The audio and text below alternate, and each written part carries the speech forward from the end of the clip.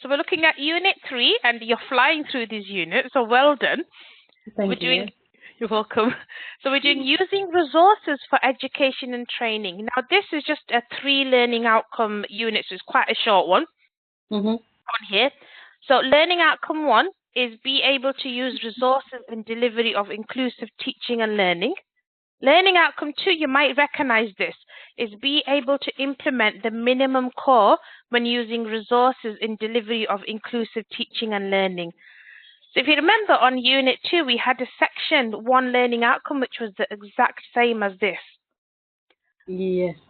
So the the one that you've just done. So the best point of that is because the questions are exactly the same, which is analyzing which way minimum core elements can be demonstrated and apply minimum core. You can just completely cross-refer this to learning to Unit 2 learning outcome 4.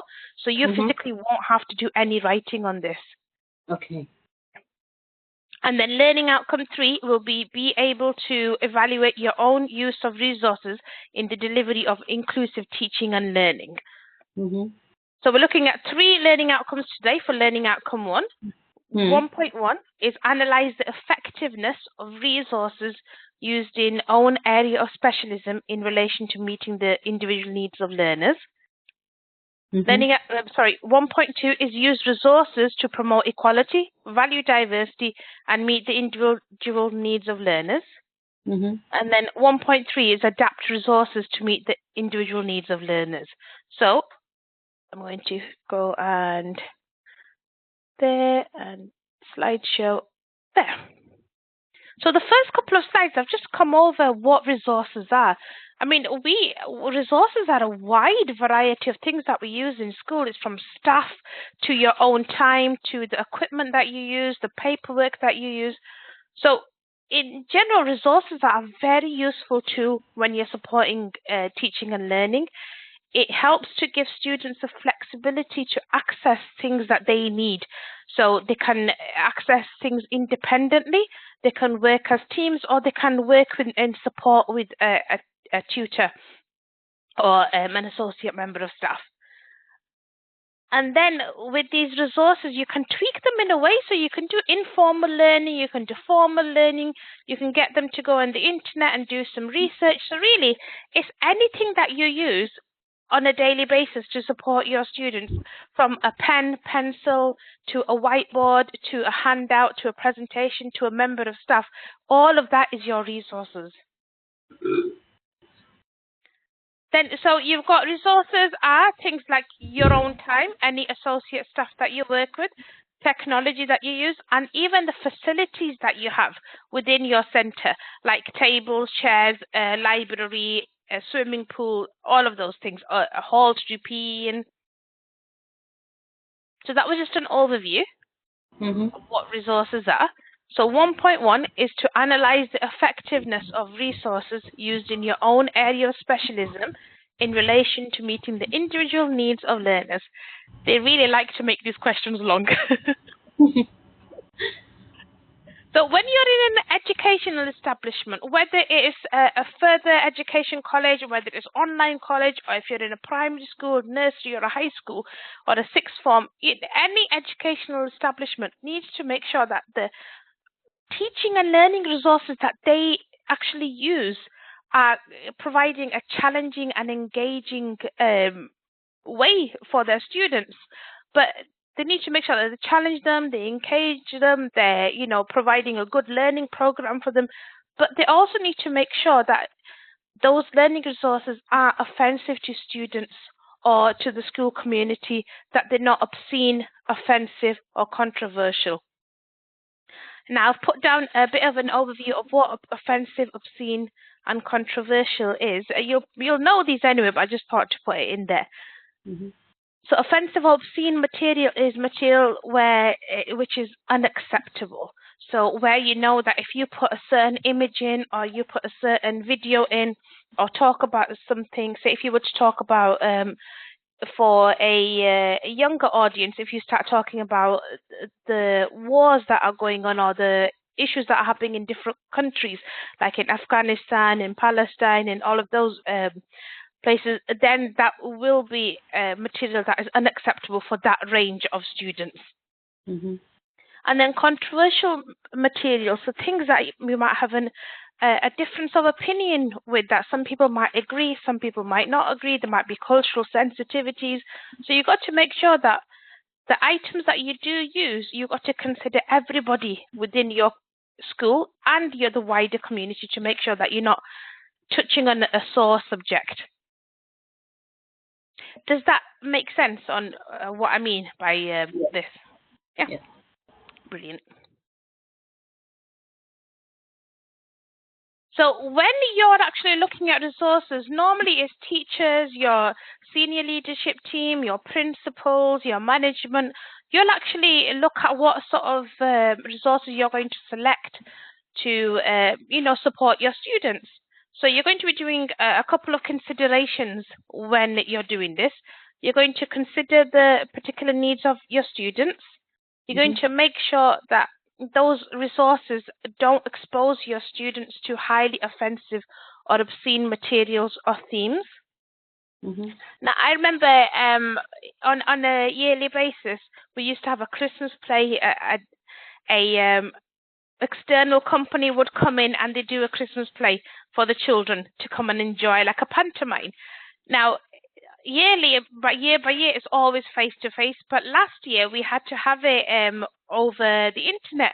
And within that, we were showing the year 1 children and the nursery reception. The whole school was watching it, and they had slipped in a few naughty words, let's say, some words that we don't promote in school.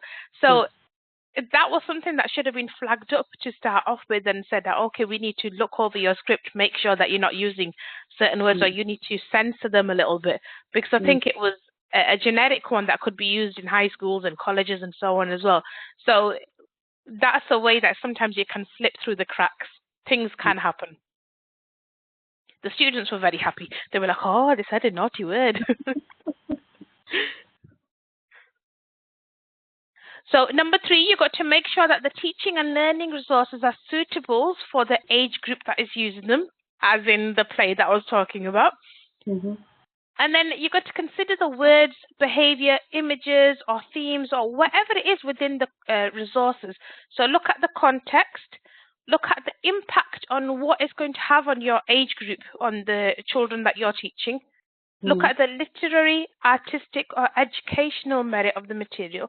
Now, there's some things that I've wanted to remember doing a lesson on print, how in the olden days, books used to be handwritten, and it took a long time, so they were really expensive, and then how they got changed over to be printed. But when we were doing the research for them, there was a lot of images that we couldn't really use, because in the olden days, images of people with small bits of clothing were acceptable, but now showing that to an early years group wouldn't be acceptable. So you've got to make sure you censor it. And then again, look at the intention of the author, look at the character of the material, see, is this suitable for what I'm using or not? Will I be able to use it, or do I need to rewrite it? What can I do? So there's a lot of things that you have to change about sometimes when you're using resources. That should be number 4. Let's ignore that. So teaching and learning resources, what are they actually? So like I said, teaching and learning resources are on a wide spectrum. It's you, it's your staff members that are with you, it's all of the time that you spend on, it's the facilities that you're in. But if we look at a physical item, teaching and learning resources can be these following things here, like textbooks, novels, films, plays. Sometimes you might want to put a radio program on if you're doing a particular lesson. Multimedia, so like iPads, laptops, phones, really depends what you're using. Lectures, speeches, performances, and then digital learning resources. So what sort of teaching and learning resources do you use on a daily basis within your classroom? We use quite a lot of online resources, especially the website, which have got like kind of learning small video clips or any kind of documentary. On YouTube, we have quite a lot of books or reading, Oxford Reading. Yes. It has got lots of Reading textbooks. Yeah.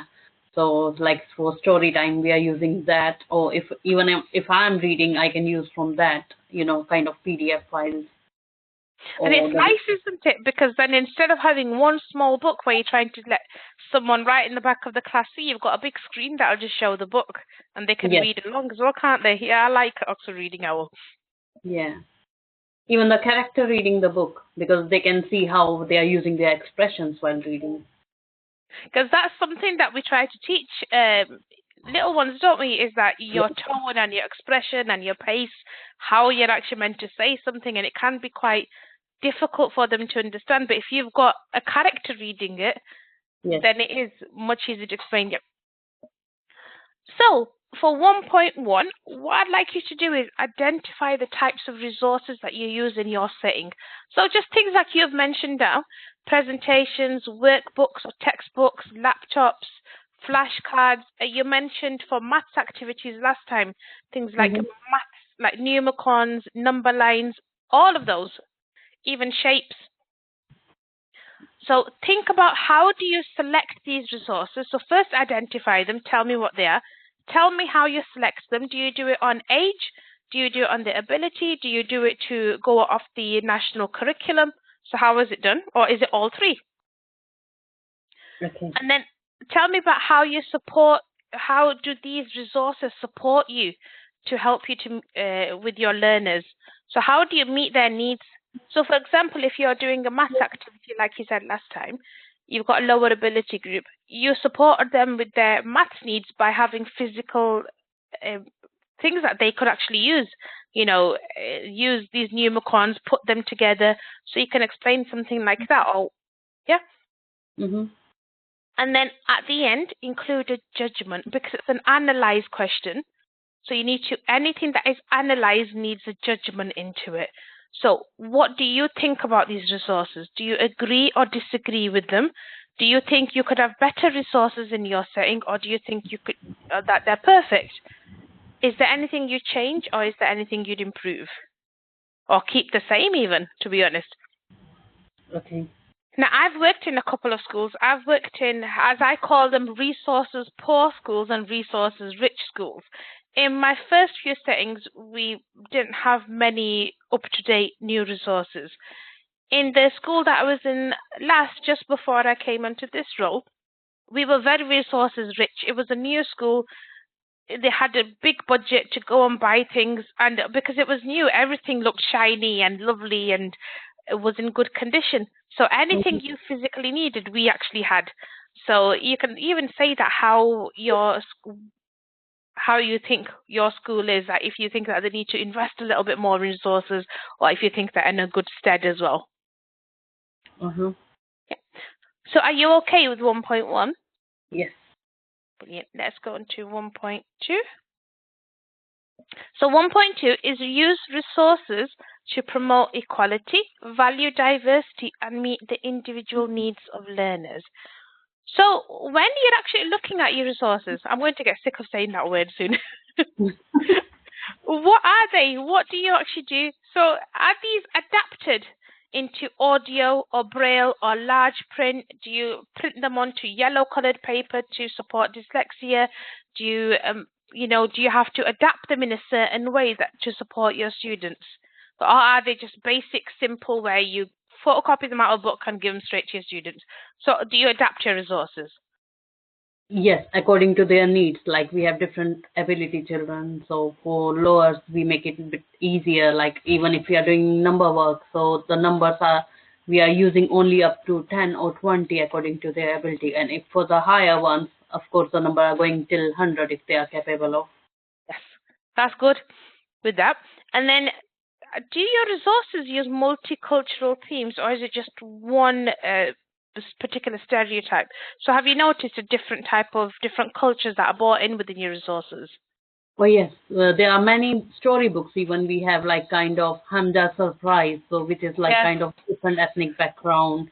Then we have Biff and Tom books, which are different, And during the like for RE, even like we are using different religious books, teaching them about their different celebrations, how they have their different beliefs. That's fantastic. And then, do you actively avoid using stereotypes in classroom resources and examples? So if they were saying you're talking about football, you wouldn't necessarily go and say the boy playing football, because that's a stereotype, isn't it? Do you use things like called the girls that were playing football and so on? Yes, well, every activity or every play, fun, whatever we do, so it's for everyone, not only for particular type of Exactly. children, but it's for everyone. And then last one is, with your resources, do all the students have equal access to participation and opportunities? Yes. Fantastic. So on here, so that was what your resources actually are, how you adapt them. For here, we're going to look at providing resources that include diverse images. So when you're looking at books or any type of activities, videos, or worksheets, you need to make sure that you're including a range of people from different backgrounds. Even as simple as saying, creating a handout for, say, English or maths, and then just saying things like, Seema, Tom, and David were going to the park. So I'm making sure that you've got 3 different names, because it does help your students relate to that then. Mm-hmm. By doing this, it actually helps you to teach your students that differences are actually perfectly normal. There's nothing to be afraid of. It's okay if you see a mix of different names or a mix of different colors or abilities. If there's abled people and disabled people working together, sitting together, it helps you to show them that, yeah, this is normal. It's nothing that you need to be worried about when you get older. Mm-hmm. And then you've got to make sure that you shy away from any resources that use blatant stereotypes or anything that reinforces negativities and it says that, oh, okay, if you get like a book that says cooking is only for girls, girls can only play with dolls, boys cannot play with dolls, that type of things you need to stay away from. Mm-hmm. Because especially at that age, they're so impressionable. They will just absorb everything you tell them. Yes. Now, then you can also have themed weeks. I really like this because I used to love coming into and organizing and creating themed weeks with my team when we were in primary school. And that's one thing I quite miss about teaching, is where you'd have a themed week. Like we focused on Diwali one time, then we did Christmas, then we did Eid, we did Hanukkah. So all of that full week, we'd put an awareness out about that chosen theme. We'd make sure that it was a safe environment. Sometimes children can hear things from parents and come up with comments, which you'll be very aware of. So it's just about making sure that you're not shooting a person down and you're not saying you're wrong or this. You're just helping them if they do come up with a comment that which is a little bit insensitive or isn't something that you want them to have that opinion of. You can just sort of like try and speak to them in a particular way and say, okay, no, I understand why you're saying that, but this is what this is about. Because sometimes you get some students saying, my mum says I'm not allowed to do Christmas, or I'm not allowed to do Eid, or I'm not allowed to do Diwali because I'm this, that, or the other. But it's just about awareness, isn't it? Yeah. Now, these themed weeks, you can have music in the background, you can have different foods, you can play themed games, watch videos, even incorporate it into every area of the curriculum. Now, I remember when we were doing, it was not a themed week necessarily, but it's a themed topic. When we're doing Hand a Surprise, or when we're doing, what's it called, Jack and the Beanstalk. I was going to say Peter and the Giant then for some reason. But we'd put that into maths, we'd put it into spelling and grammar. We'd make sure that any activities we were doing in the playground were themed around that, have those items outside. Like for Handa's surprise, we'd have a big basket with lots of different food and, fabric fruits inside it. So you can do that for themed weeks as well. Just incorporate it into everything. Make Diwali cards, make Christmas decorations and all those. Then we can sample foods like we mentioned earlier. You could set up a diner, a little area, or a small cubby where maybe it's normally your classroom library. You can have that there, put a table across it, and set up like an Italian restaurant, or make it into a different Turkish cafe or anything like that, and just put little samples of drinks and or foods that are typical for those type of cultures. Then you can talk to your students about how these foods are different from what they normally eat, and what they like about the foods and what they don't like about the foods. And then you can say it's okay for you not to like something. You don't necessarily have to like every single food you try, but it's good to try it. And then with this, it helps you to teach students that these foods are part of their culture, and there's some foods that are eaten in certain ways in different cultures and countries. I know in India and Pakistan, we eat a lot of foods with our hands, chapatis and curries and things. But in Western society, it's seems odd for you to be eating with your hands. Why aren't you using a knife and fork and so on? So it's nice to teach about these different things. And then languages. Now you can choose a few words, because obviously not every member of teaching staff will know every single language. So you can learn a few basic words like how to say hello, goodbye, or well done, and just or even numbers, and teach those words to your students, and just say, this is what we do. If you've got, say, a Spanish student in your class, you can say, okay, could you help us? Could you give us a few words for what this means or what that means? And it'll be involving them and, promoting their culture as well. And then this is something that I'm always telling my children. I'm always saying that there's a lot of benefits to speaking more than one language, as you can gives you a better job, better whole, what do you call it? You can actually be able to access a lot more different things. You can translate for people. You can understand a lot of different things that are going on and around. So it's what are the benefits of speaking these languages? Now, I remember going into a classroom. I was a TA at the time. And I remember going in to cover a Year 2 classroom, and there's one teacher that I went in and I covered her for the whole week. Every single morning and break, she would choose a different language to say hello in German, in French, in English, in Urdu, in Hindi. And it was lovely to see all the students actually getting more and more confident and actually going back and saying namaste or assalamu alaikum or guten morgen, those type of things to her. So I thought that was such a simple way to get them involved.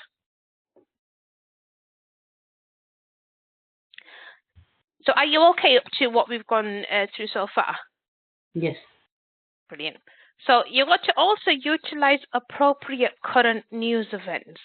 So look at promoting healthy discussions, have debates, look at contemporary issues. Like we've just had the Olympics, and we've just that have gone, and now we've just had the Paralympics.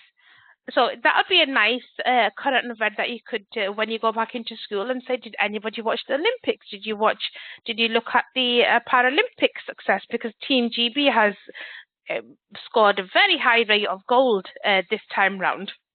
And especially with the Paralympic successes that are happening now, it's really good to show that you can overcome stereotypes. There's people that have got that may not have legs, they're using prosthetics.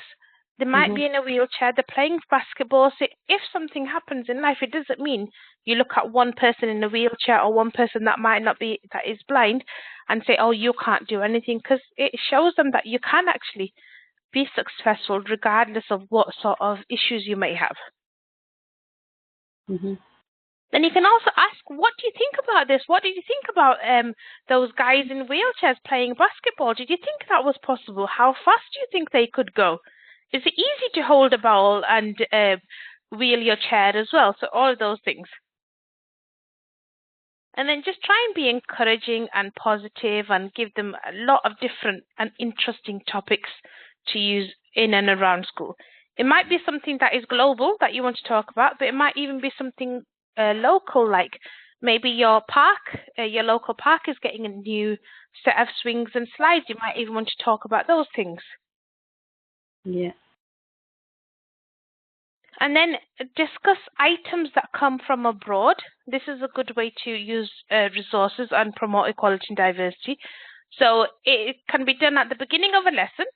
So if you're doing a multicultural theme, you might want to say, oh, okay, where does this particular item come from? Where does this food come from? What is this? This fruit isn't normally in this country. It comes from this country over here. So mangoes, where do they come from? Where are grapes grown? All of those things. Mm-hmm. And then get your students to list all of the things that they have in their own lives that come from abroad, because they might have particular furniture. Or I remember when I was little, when we used to go to Pakistan a lot with my mum, she'd bring everything under the moon back. I don't know how she got it here, but you know what parents are like. Yeah. Stuff the malls, she'd bring curtains and bed sheets, and like, can't you get them from here? But you know, there'd be like certain games that we'd have. You know, so there was a lot of different things that I could have listed as a child of what we actually had from abroad, and I think a lot of students will be able to do the same thing as well. Yeah. And then as you're doing this, as they're actually telling you what the responses are and telling you, oh, I've got a game that came from abroad, or I've got a pair of shoes that were made in this country, you know, look at how many other students might be surprised. They might be like, oh, did you really get that from there? So it's nice to engage everyone. Yeah. Then we can use visual, auditory, or physical impairment games as well. Now, I quite like this because it helps you to, you know, have an awareness of different physical abilities, and it also reduces issues in bullying as well in the future, because we've got children, young people who are more aware and they can understand how things happen. So a couple of things that I would like to do is, with your students, get them to blind one student, put them in pairs, have one student blindfolded, and have a classmate guide them around the room, see how comfortable they are, and then swap them around. Then they'll understand, you know, it's not easy not being able to see and actually having so many obstacles in the way and listening to someone. Mute a video. So you go onto YouTube, put Peppa Pig on, mute it, and then see, can they lip read, or put on a program where people are actually talking? Can they actually lip read what is being said? And then get them to try and put a sort of conversation on it, to ad-lib it and see what sort of funny things they come up with. And then get one hand put behind their back and see, if it's an older child, see, can they tie up their school tie with one hand? Or can they do a shoelace with one hand, or pull a sock up with one hand? Is that possible? Now, these activities are there. They just help you to display what sort of difficulties people can face, people with disabilities, how they've got to overcome certain things, how they can adapt to live their normal lives and be able to come in and wash their faces and brush their teeth and put on their clothes and actually get into school or into work as well. Mm-hmm. And then on here, tell stories. So find a range of stories, like you had Handa Surprise, which is lovely. We have Jack and the Beanstalk. We've got stories like David and Goliath. And these, when you first look at them, you get especially with David and Goliath, you get an impression that is deceptive. Now, if you're not familiar with David and Goliath, it's about a giant that was terrorizing a certain area, a certain land. And David was a normal-sized person who went on to battle him. Now, first impressions is, you'd think that Goliath, the giant, would actually, squash David and he'd be beaten up. But it's actually the other way. David wins. So these stories, these anecdotes, they help you to encourage your students and say that if you don't pass something on the first time, or if you try and you don't get what you want the first time, just keep on trying, challenge yourself and keep going. And then before we finish this little section up, because we're talking about equality and valuing diversity, you'll be familiar with this from Unit 1. But again, we just follow the Equality Act of 2010. Now, this act, it has these 9 characteristics. I'll just go over them again. It's age, disability, gender reassignment, marriage and civil partnership, pregnancy and maternity, race, religion or belief, sex and sexual orientation. So those are the protected characteristics. And now these characteristics, when you look at them, they're good to use as a reference point for when you plan your lessons, because sometimes we'll go off on a tangent and we'll be like, oh, I'm going to do this and this is amazing. But when you've done your lesson plan, just go back and double check. I've not done something that is not going to promote equality and value diversity, have I? I've not tittered into those protected characteristics. Do I need to change anything? So it helps you to look at materials, arrange your lesson plan, and just make sure that you're being fair when you're doing your teachings.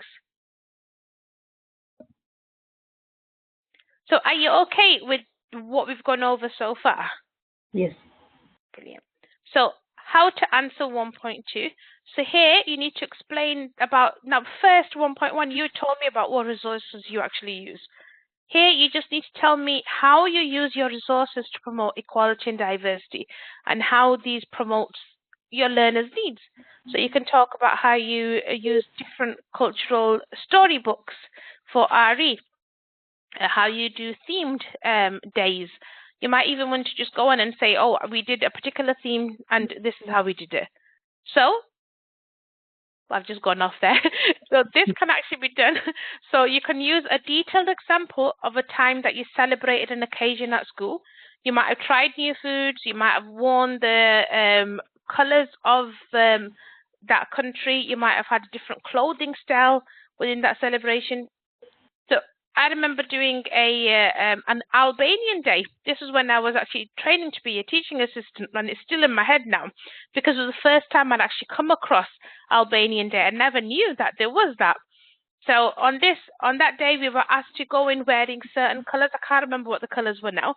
We were in the colours of the flag. Children were taught about Albania, taught about the language that they used, taught to say hello and goodbye, what foods they eat. Then they got to try certain foods, and then they played some of the games and within that. So you can just sort of like choose a celebration that you've celebrated at school or even an event and go off that.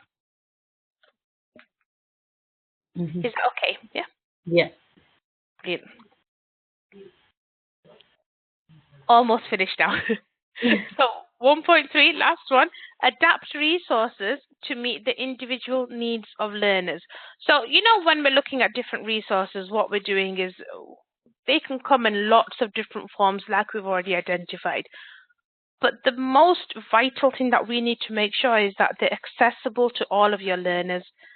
Now, these resources can help aid learning, but also they can detract from learning. So if you give a child the wrong type of resources, it's going to confuse them. You're going to, for example, if by mistake you give them a higher ability sheet when they're mid-ability, then they're going to look at them and get put off, aren't they? So you've got to make sure that you're doing the right thing at the right time, using the right type of resources. So within here, how are you going to adapt your resources? You're going to differentiate your lessons. So you're going to adapt your resources. You're going to make sure that you're promoting equality and valuing diversity and that you're meeting the needs of individuals. Now, I put the meaning of differentiation here. Now, I put it there because I quite liked the meaning of this one. I've looked at different meanings of differentiation and all was very simplified, but I really liked this, so I'll put it in. So the meaning of differentiation is the process of modifying instructions to meet the needs of diverse learners. So that's there. So there's a lot of ways that you can meet the needs of learners. So have you ever seen any ILP as an individual learning plan within your experience? Not really. So it can either be called an ILP or an IEP. So individual education plan, individual learning plan. Now, in my old settings, what we used to do was our learning plans used to be, we used to have a shelf of within our classroom, and we'd have a folder for each child. So I'm not sure if that's the same for each school. The ones that I've been in Manchester had it. It's a common thing over here. And within that folder, if I wanted to say, look at a child, say for example, David or someone, I wanted to look at, see, I'm going to support him. I want to see what sort of particular needs he's got. I would just go in, open that plan up and see, oh, okay, these are his targets. This is what I need to do. So I'd be able to understand what the different targets for different times of the year were. Now, these learning plans are just like a document that is made where you look at what who the child is, what ability they've got. You look at putting down targets for them. You put down a success criteria. So what is it you want them to do? How do you assess it? What sort of teaching are you going to give them? Are you going to say this child needs 3 intervention one-to-one sessions per week on maths? We need to teach him how to count up to 10 and so on. Then we'll go on to the next step. And then you'll put down what methods you're going to use. And then you'll say, okay, were they actually able to do it? Then you go on to target 2, target 3. So in a way, it's just a more complex form of planning that you do at the moment, because you'll have your groups and you'll have individual targets for each child, won't you? Where you know that, yeah, so child A, child B, child C, they need this, child D needs this. So this, you're just focusing on one lesson at a time. This will actually focus on the whole of their learning throughout all of the topics. So to make it, to show you what I actually mean, so an individual learning plan, an ILP or an IEP is just a user-specific program, so a student program, and it's a strategy of education and learning. And all you're doing is you're taking into consideration the student's strengths and weaknesses and planning how you're going to support them throughout that year. Now, this ILP, this learning plan, isn't set in stone. It will change throughout. So if you see that a child is progressing quicker, it'll go on to the next level. You'll be like, we're going quicker on to target 2. But if you find that if they're progressing slower, you'll put adaptations into it. So you're always looking at it. Now, the reason you've not come across an ILP before is because it's normally the class teacher that will do these, but you can ask and you can access it. So when you go back in, you can always just pop in and say, do you know what an ILP is? Can I have a look at a couple of them? And I'm pretty sure that they'll be more than happy to share them with you. Yeah. So you've got your learning plans that you make, and then you've got 3 ways in which you can adapt your resources to support your learners' needs. So number 1, you're going to look at the content. So what are you actually teaching? Look at your resources, see how you can support the content. What topic are you doing? How can this be modified? Can you make it more complex? Can you make it simpler? Now, on a normal basis, when we're teaching, we always think about what our lower ability children are going to be doing or students are going to do. We rarely think about what the higher ability ones are.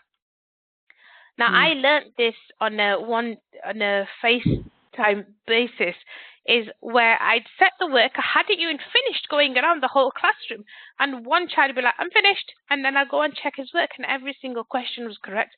So I'd be scrabbling, trying to figure out, oh, what can I give him next? Okay, make some answers, answer these, write a few down, and then 2 minutes later, I'm finished, and they'd all be correct. I'd be like, show me you're working out, and he'd do it. So later on, I started planning to make sure that he actually had more sheets. So if we finished that sheet, I'd be like, right, here you go, your next one. So I'd have a minimum of 3 sheets for him, which sometimes we can, unfortunately, I know in my experience, it might be different in yours, but unfortunately we can sort of like, in hindsight, forget about our higher ability learners, thinking that, oh, this is okay for them, and that's it. Yeah. So 2, the process. So how is it actually being taught? Are you doing a PowerPoint presentation? What language are you using? Is it very technical? Is it nice, simple, easy to understand? Are you using a textbook? Are you using a reading book? Are you doing a guided reading session? So have you got those books on hand with you? Have you got a set of questions that you're doing? Do you have handouts, or are you using a computer program? And then 3, products. So how students demonstrate learning. So what materials did you use? What handouts did you have? What worksheets? What workbooks? So when you've set your lesson out, you've given them you've said to them, okay, work in your spelling book now. So how did they demonstrate their learning? You gave them a whole load of spellings. You said, right, you've got 10 spellings here, number them 1 to 10. And then when you actually physically look at what they've written, you'll be able to understand that, did the student understand? Even from them, some students are able to do 1 to 10 on their spelling book, some aren't. Some students are able to follow along and say, okay, oh, I missed spelling number 3. I'm going to put my spelling number 4 in the correct place. And then go back and say, okay, did anybody miss any spellings? Then you go through them again. So even by them laying it out and showing you their work, you're able to gain an understanding of what their ability is. So, is that okay so far, what we've gone through? Yes. Now we're going to look at adapting resources for mixed ability classes. Now, sometimes you might only have 1 or 2 members of staff. Like in your class, how many members of staff are there? 2. I was very lucky when I was in my class. We had 4 members of staff, and we had 2 one-to-one TAs who the child didn't really need too much assistance, so they'd set the child up respectively, and then they'd be able to roam the class. We had a classroom TA and a teacher, so we were very person rich in our class. But when it's just yourself and 1 other member of staff, how much things can 2 people do? So it can get quite difficult. So this is all comes within the planning. But even when you're planning and you know that I've got this many mixed ability classes, within my lower group I've still got differentiations within them as well, because some of them will understand and be able to form a sentence, and some will only be able to read the odd word or sound it out and read it. So you've got to have a lot of challenges when you're actually adapting your work. Sometimes you might need to rewrite your material. So if you're from a textbooks or from the national curriculum, you might just need to rewrite it, the same topic, 3 or 4 different times for different levels within your class. And it is time consuming. So as a teacher, you do end up spending a lot of time out of school hours as well, at home, and doing a lot of the work independently. That 2 or 3 hours, or that 1 afternoon or 2 afternoons a week that you get for PPA time, is not, it flies by. So you might want to make a PowerPoint presentation which is quite generic, nice, simplified so everyone understands, and then hand out your rewritten handouts or texts and things. You might want to even change the handouts again, put them in different learning styles. Maybe you've got somebody with a hearing impairment that can read quite well. So rather than having them try and follow you, you might just want to write down what you're talking about on a piece of paper, type it out with them. You'll want to differentiate your worksheets, your activities. So even when you've differentiated your worksheets for an activity, say maths, you know that some children, you might give them dice and say, roll 2 dice, add both of those numbers up. Okay, for the higher ability group, you might say, roll 2 dice at a time, and then another 2, and add up all 4 numbers. So it's a bigger number, or give them one that's got more numbers on it, up to 20 you can get some dice.